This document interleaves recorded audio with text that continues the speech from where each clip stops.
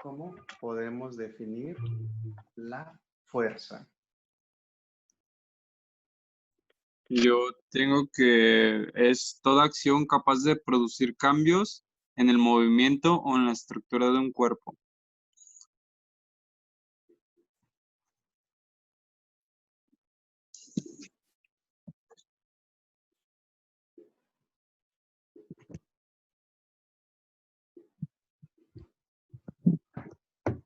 ¿En él, perdón? Cambios en el movimiento o en la estructura de un cuerpo.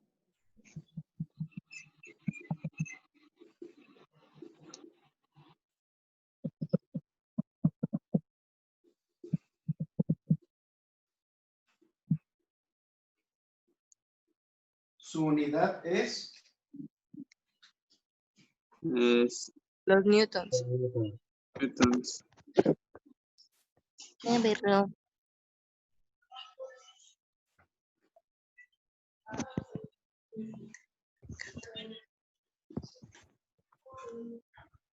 muy bien. Ok.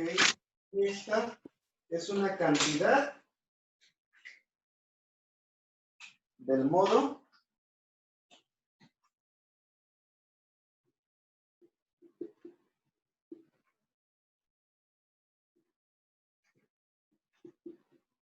vectorial. ¿Por qué cantidad vectorial? Porque la fuerza está representada con una flecha y es un vector que tiene magnitud Y un sentido. unidad, dirección y sentido. Dirección.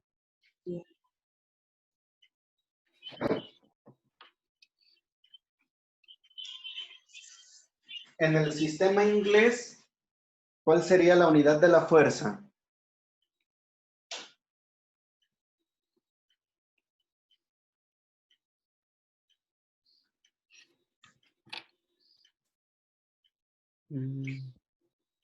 ¿Cuál sería su unidad en el sistema inglés?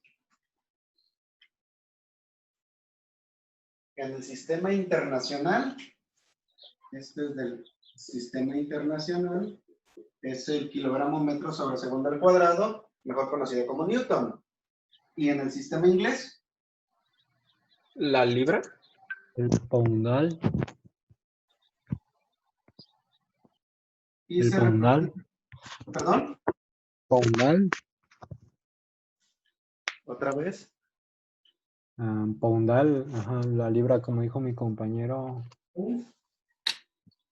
¿Por?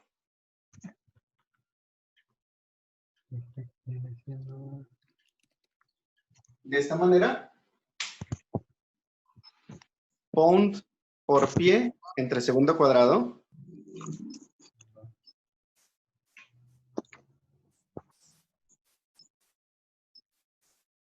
Generalmente manejamos de esta manera, pero en algunos casos vamos a manejar, o en algunos casos se manejará la libra y hay que hacer la conversión al sistema internacional. Si hay una mezcolanza de unidades, tanto en el sistema inglés como en el sistema internacional. Ok. Entonces el concepto de fuerza es una acción capaz de producir cambios en el movimiento o estructura de un cuerpo. Se mide en Newton en el sistema inglés, se miden en libras en el sistema en el sistema internacional Newton, en el sistema inglés libras. Y es una cantidad vectorial porque tiene magnitud, unidad, dirección y sentido. Muy bien, ahora sí. ¿Qué son las fuerzas coplanares? Encontraron la definición de fuerzas coplanares.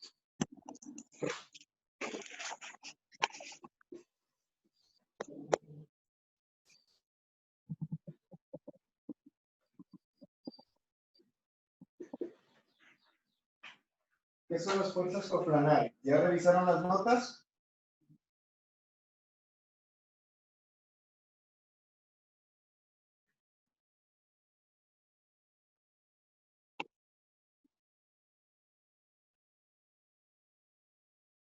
Son todas aquellas que actúan en un solo plano. Muy bien. Fuerzas que actúan en un solo plano. Excelente.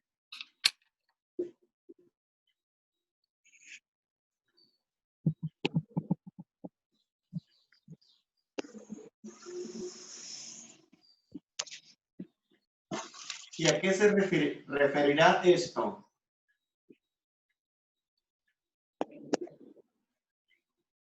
¿Qué podemos entender entonces por el concepto plano?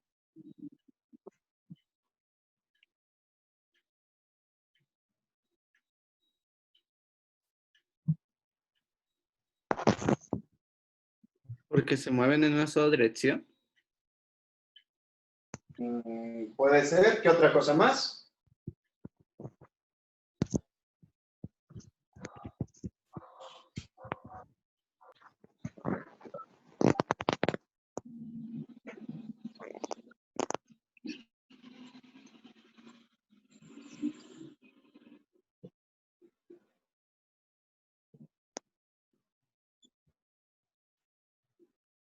Álgebra lineal. Recuerden que en álgebra lineal podemos tener 2 o 3 planos o más. Por ejemplo, esto que está aquí es el plano XY. Este que está aquí es el plano YZ. Y este que se encuentra aquí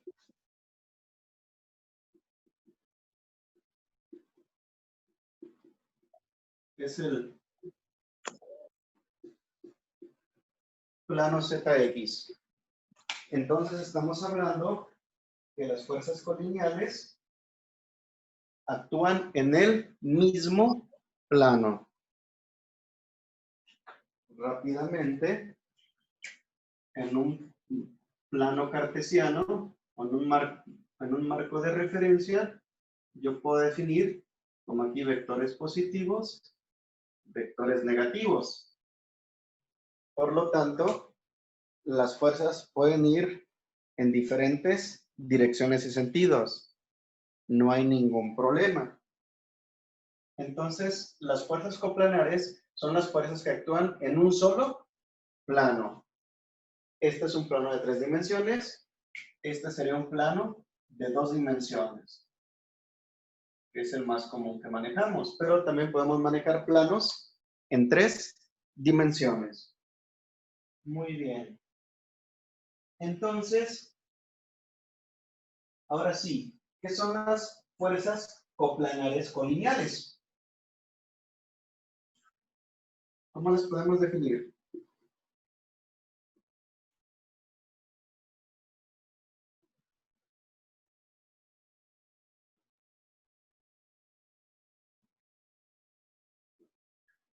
¿Cómo se pueden definir ese tipo de fuerzas?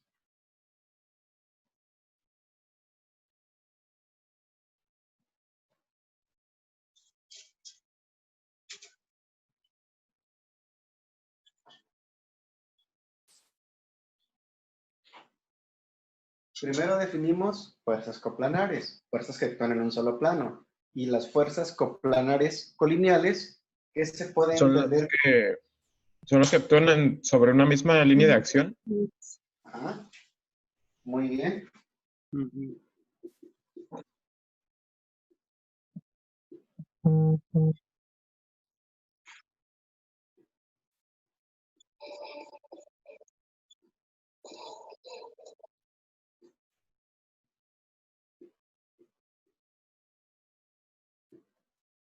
¿Cómo podemos entender esto?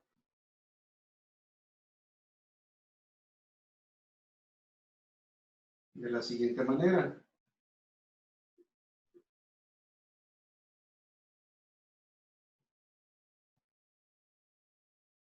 Estas dos fuerzas son coplanares colineales. Están en el plano XY, aunque yo en este momento visualmente no lo tenga. Esta es una pequeña viga y ambas están presionando para comprimir ese bloque o esa viga. O puedo tener una fuerza, ¿sabes? Y una fuerza 4, y la fuerza 3 y la fuerza 4 son fuerzas coplanares colineales porque están en la misma línea de acción. Precisamente. Ok. ¿Y las fuerzas coplanares concurrentes, cómo las puedo definir?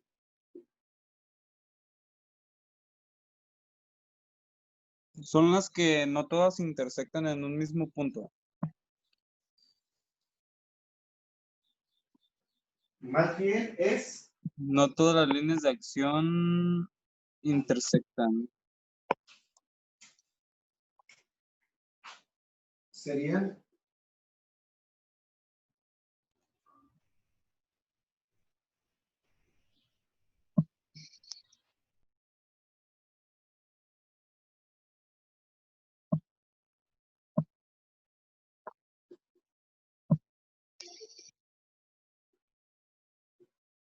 fuerzas que intersectan en un solo punto de acción. Es lo más correcto de decir. ¿A qué me refiero con esto? Que tengo la típica, pueden tener ustedes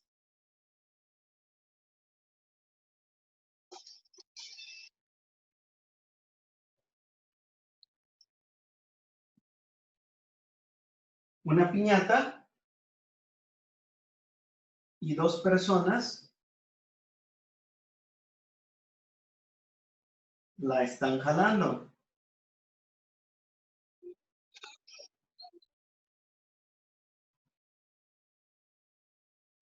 Precisamente. Y ambas fuerzas intersectan en este punto. Incluso pudiera haber una tercera persona que la jala de esta dirección. Por esa razón, las fuerzas coplanares concurrentes son fuerzas que intersectan en un solo punto de acción. Es como si tuvieran un objeto y entre 5 personas lo están jalando en diferentes direcciones.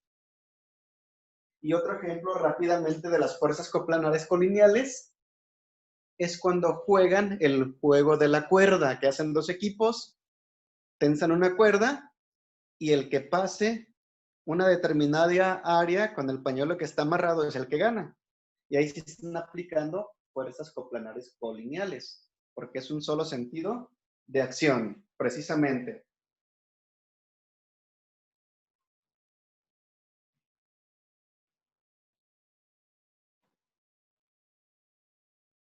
Ahora viene lo interesante.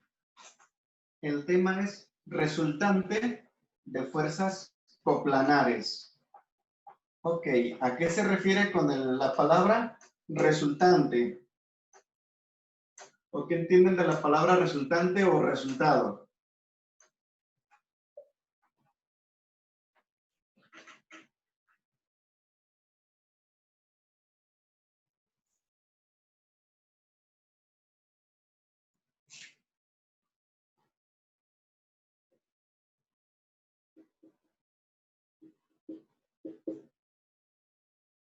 ¿Qué significa esto?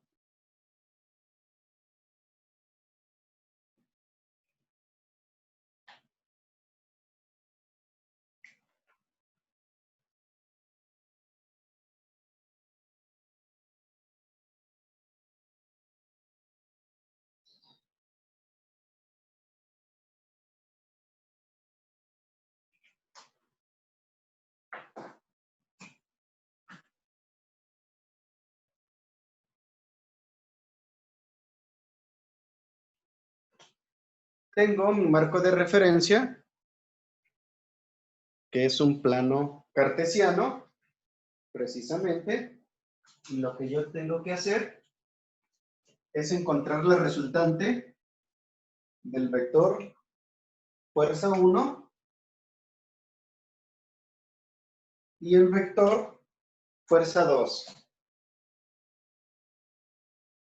Y tengo que encontrar la resultante. En este caso, ya no son fuerzas coplanares. Mi fuerza coplanar tendría que ser en este punto. Fuerza 3. Fuerza 1 y fuerza 3 son fuerzas coplanares que actúan en un solo plano. Fuerza 1 y fuerza 2 no necesariamente son fuerzas coplanares, pero sí podemos encontrar su resultante sin ningún problema. Si yo quiero encontrar la resultante de fuerza 1 y fuerza 3, ¿cómo le voy a hacer, jóvenes? Sumándolos. ¿Y cómo lo sumo?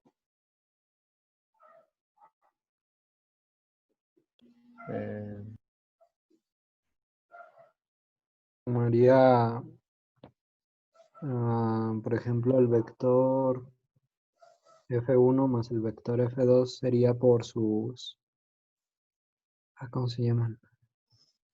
Por su respectiva X y Y. Las X se sumarían con las X y la Y con la Y. Y luego sí, pasaría al siguiente. Sería respecto a sus magnitudes, ¿no? Ajá.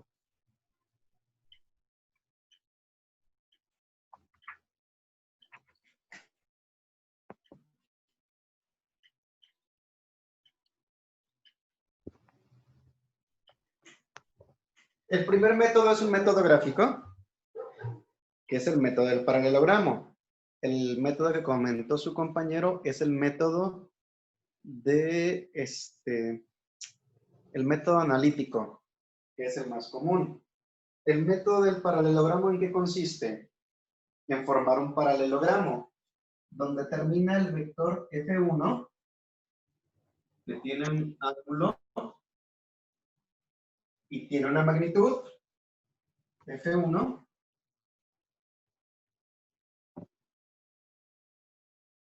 y el F3 también tiene una magnitud, F3, y un ángulo, θ2.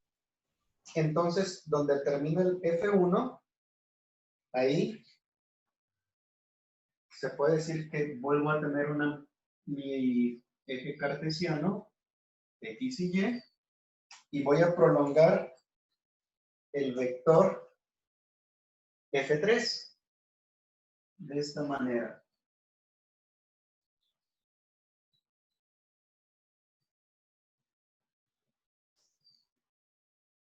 Y ese vector F3 con respecto a este plano tendría que tener el ángulo θ2 y la magnitud F3.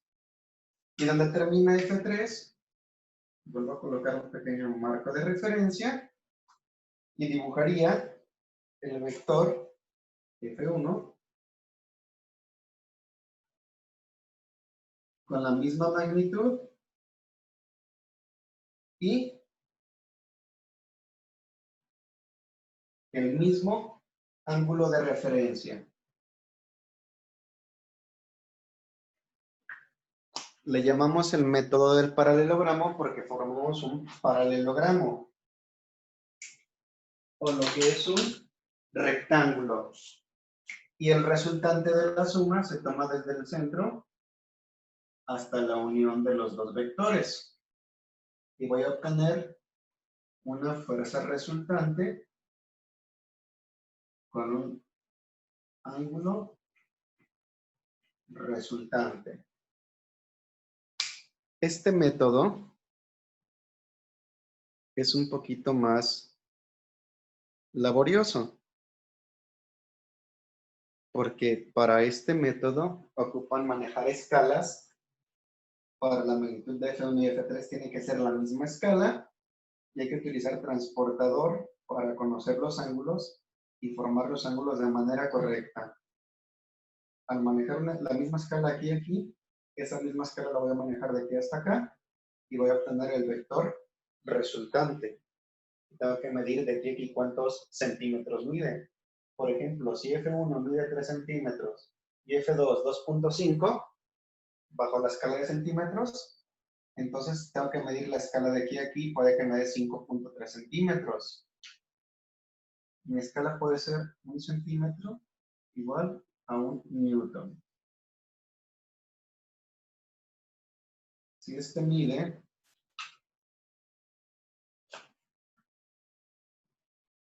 3 centímetros y supóngase que F3 mide 2 centímetros, entonces tengo que tomar mi regla de aquí hasta aquí medir y que me dé aproximadamente FR, me dé, por ejemplo, 3.9 centímetros.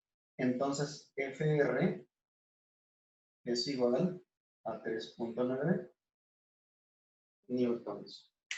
Y ya con el transportador mediría el ángulo, que puede ser aproximadamente 47 grados. Este es el primer método para obtener la resultante de dos vectores. Ojo, método gráfico solamente aplica a dos vectores. No puedo sumar un tercer vector. Entonces, este es el método gráfico.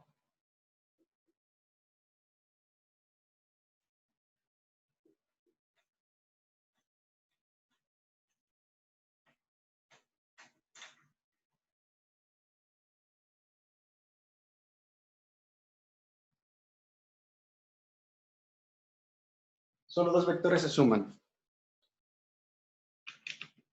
En el método del paralelogramo.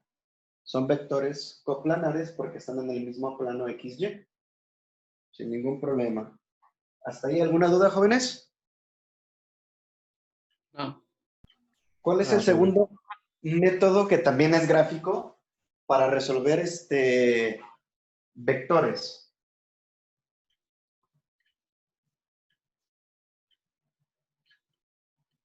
¿Cuál sería ese segundo método? ¿La del triángulo? Ese es el tercer método. Y ese ya nos referimos a teorema de Pitágoras para hacer el método analítico, pero hay un segundo método. No sé si alcancen a recordar. Se fueron vistos tanto en secundaria, pero un poquito más de profundidad en bachillerato. Ese método.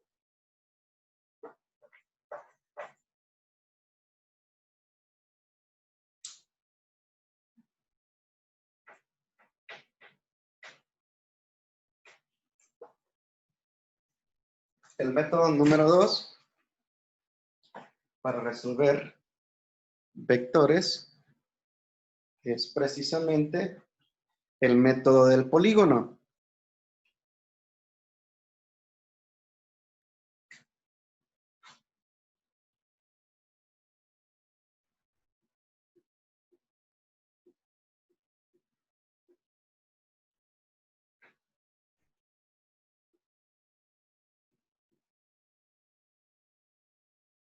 También es un método gráfico.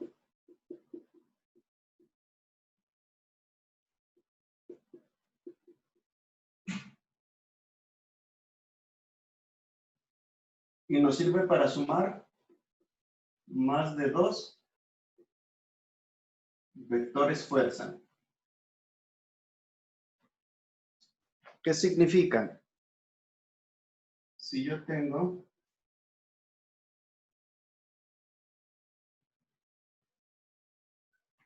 este plano cartesiano, tengo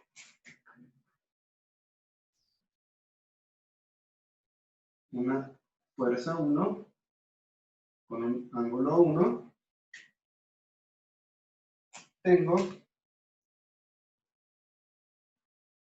una fuerza 2 con un ángulo 2.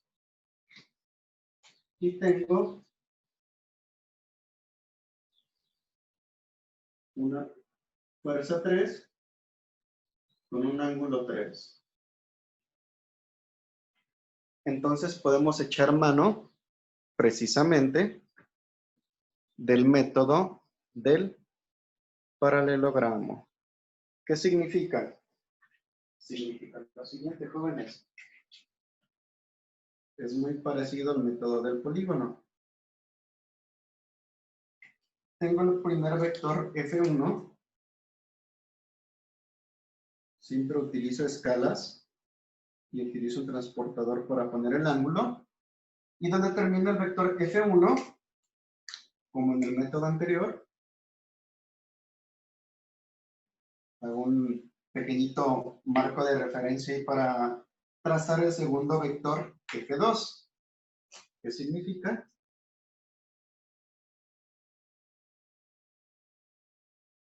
Que F2 va a tener el mismo ángulo, precisamente la misma dirección y la misma magnitud que tiene el vector F2 original.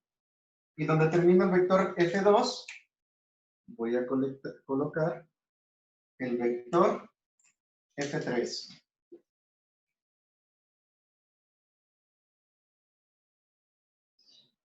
Esto sería F3. Y va a tener el mismo ángulo correspondiente. La misma magnitud y el mismo ángulo. Y el resultado de sumar esos tres vectores se mide desde el origen hasta el último vector.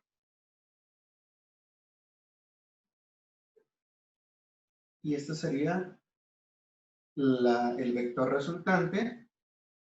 Y también tendría un ángulo resultante.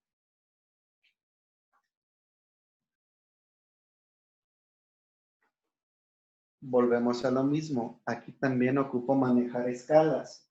Y tiene que ser la misma escala para los tres vectores.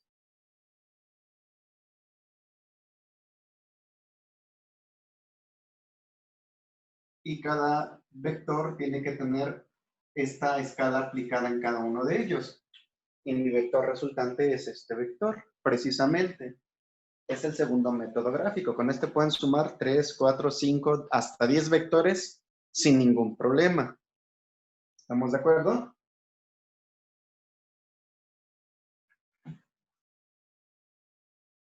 Y viene el tercer método, que es muy interesante.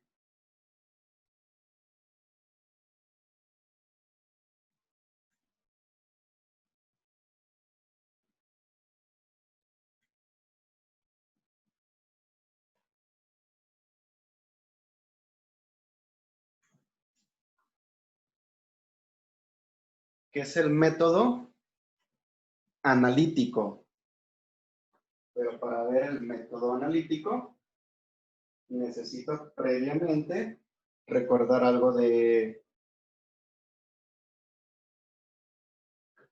el teorema de Pitágoras.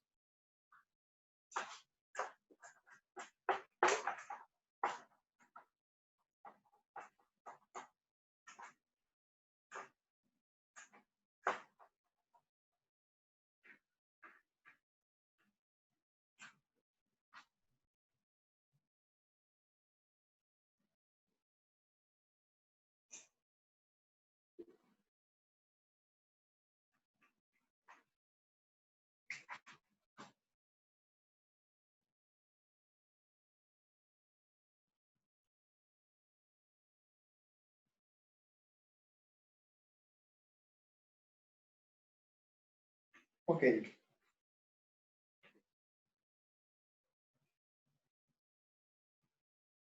Tenemos el siguiente vector. Fuerza 1 tiene un ángulo 1.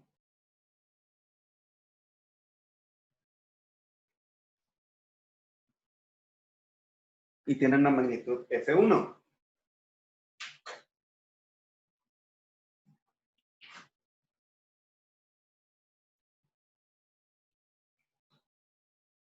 Si yo prolongo una línea recta donde termina el vector, genera un triángulo rectángulo, ¿estamos de acuerdo? Donde de aquí a aquí hay una distancia en X. Y si analizo de aquí a aquí, hay una distancia en Y. ¿Estamos de acuerdo? Hasta ahí todo bien. ¿Qué me dice el teorema de Pitágoras? Que la hipotenusa al cuadrado es igual a ¿qué? Al cateto opuesto al ángulo al cuadrado. Un cateto adyacente. Excelente. el cateto adyacente al cuadrado. ¿Estamos de acuerdo? Entonces la hipotenusa en sí es igual a la raíz cuadrada del cateto opuesto al cuadrado más el cateto adyacente al cuadrado. ¿Estamos de acuerdo, verdad? Este es el teorema de Pitágoras. Ahora, recordando un poquito de trigonometría, relaciones trigonométricas, existe este concepto.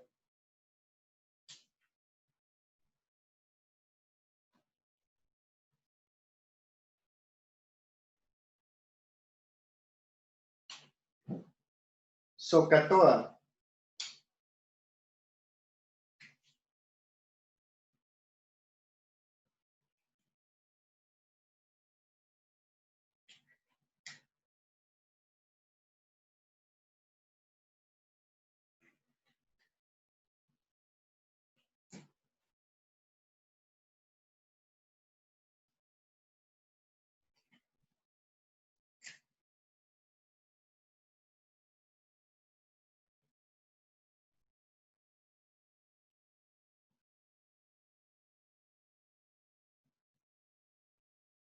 ¿Qué significa SOHCAHTOA?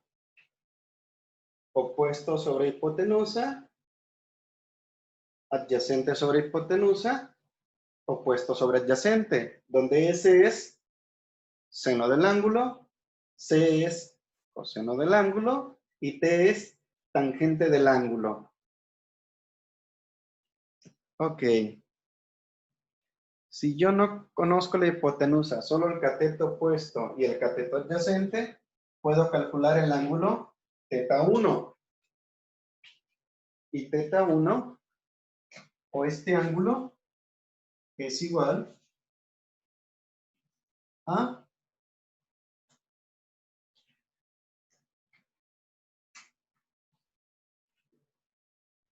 tangente a la menos 1, ¿de quién?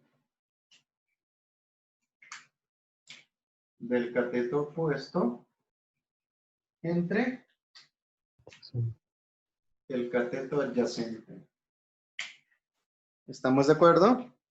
Si yo quiero calcular este ángulo, pero no conozco la hipotenusa, puedo calcularla con esta identidad trigonométrica, que la tangente del ángulo es igual al cateto opuesto sobre el cateto adyacente.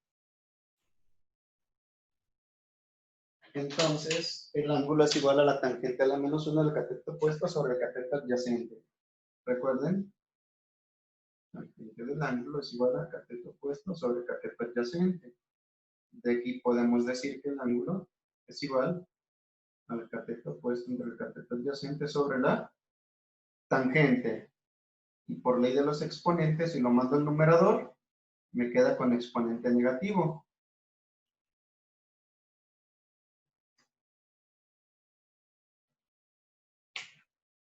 De esa relación trigonométrica, obtengo la hipotenusa y el ángulo.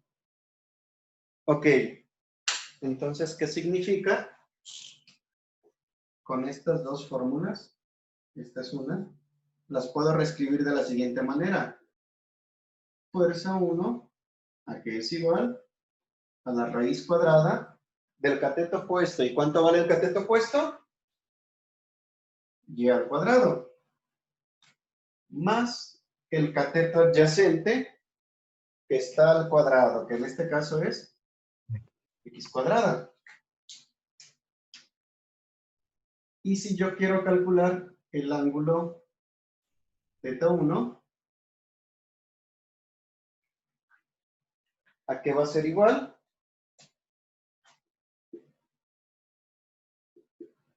A la tangente a la menos 1 del cateto opuesto, que es y, sobre x. ¿Estamos de acuerdo? Utilizando el teorema de Pitágoras, puedo decir que F1 es igual a raíz cuadrada de